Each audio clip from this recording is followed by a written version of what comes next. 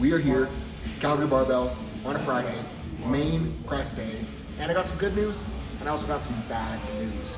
The pec, the shoulder, the arm, whatever we're calling it, it is doing insanely well in terms of, again, what I am able to do with it, where I'm able to move it, what it's able to handle. It keeps getting better at a rate so exponential that it's almost scary how fast it is picking up steam. And like, I'm signed up for the Fight or Quit Open in May in Vegas, and like when I signed up for it was before the surgery, and I was like, I don't know if it's going to be a good idea, a bad idea, or if I'm even going to be able to press the bar by then. But with how things are looking now, like in terms of pure pec performance, things are doing fantastic. I was able to go up to 7.5 whole pounds on the dumbbell press today on that arm. I was able to front raise 10, side raise 10, got the shoulder working, got the delts working, got things moving and pumped and feeling fantastic. And the coolest thing about doing that is looking in the mirror right now. Like this arm was so atrophied a couple weeks ago. Like it looked tiny, the shoulder was gone, everything was flat. But as soon as training was picked up, like I can visibly see things like getting bigger day by day by day, which is super cool. Like obviously a lot of that is going to be water. Obviously a lot of that is going to be just the muscle filling back out, but it is still so cool to see, and it gives me so much hope for coming back. Now, the bad news is that I have to go in for another surgery on Monday, and I didn't talk about this much previously just because I didn't want to whine about it. I didn't want to sound like I was complaining. I didn't really want to talk about it because it is kind of gross, but due to my previous really obese situation when I was, 19, 20 years old, I have a lot of loose skin in the area where the incision was. I have a lot of stretch marks in the area where the incision was. And with how big of a surgery it was and how much stuff they did, there ended up being a lot of fluid accumulation underneath that incision, which prevented the incision from healing well. And then about a week after the surgery, it started like leaking and oozing and spilling out of the incision hole, which was really gross. And the goal with that was just to keep it compressed, keep pressure on it, push on it a little bit in the shower, try to get some of that fluid out. And by last week, we got the fluid situation under control pretty well, so it wasn't leaking anymore. The problem though was that with it not leaking, like there was still holes there.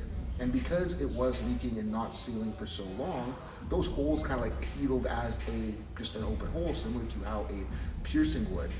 And at this point, talking to the surgical team, like the options I was given was, now that the fluid accumulation is taken care of, they can either go in, open it up again, clean things out, put it back together, tack things down, or I can wait for it to heal on its own.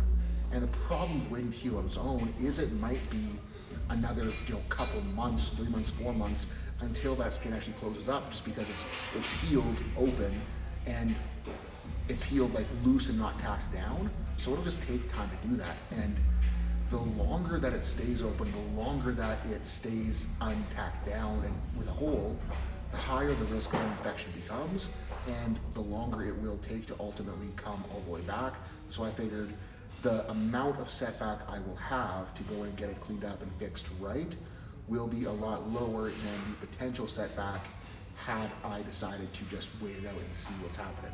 And it's going to be a little bit shitty because we are going to Swiss next week, so we're flying out to Ohio on Wednesday. So I'm having the surgery Monday afternoon, have to fly out to Ohio on Wednesday, so it will be a little bit of a messy week schedule-wise, which I'm not excited about, but we will figure it out. And the benefit of having to go to Ohio this next week is that the last time I had surgery, I tumbled down into a pretty low point mentally, just with feeling, not being able to breathe, not being able to move, not being able to get around. So this surgery obviously being a less big of a deal than the previous one where the pec was reattached, and being forced to actually get up and do something really soon after, I feel like that will be good for me in terms of minimizing how down I get. And really it's going to help me stay up and continue moving forward, because if I have to do shit, I have to get up and do shit. I can't just sit there and wallow in my own filth. So I'm actually excited for that, as much as it isn't going to be fun.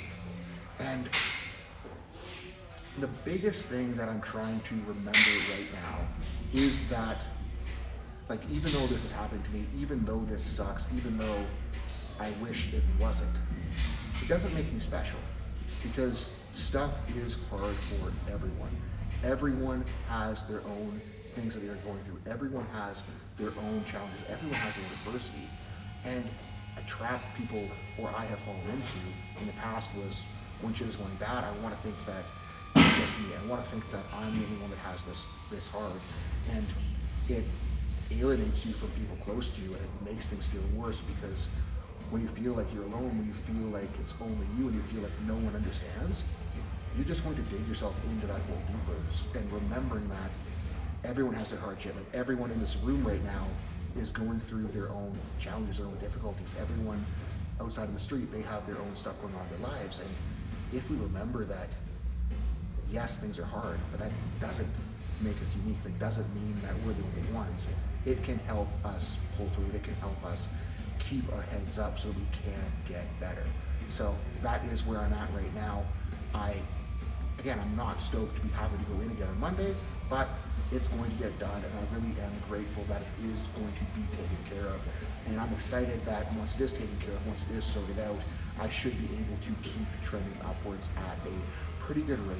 And really, I'm grateful to be here. Did not expect to be this far along at this point post-surgery, but we're here. I'm stoked for it, and we are going to keep on improving.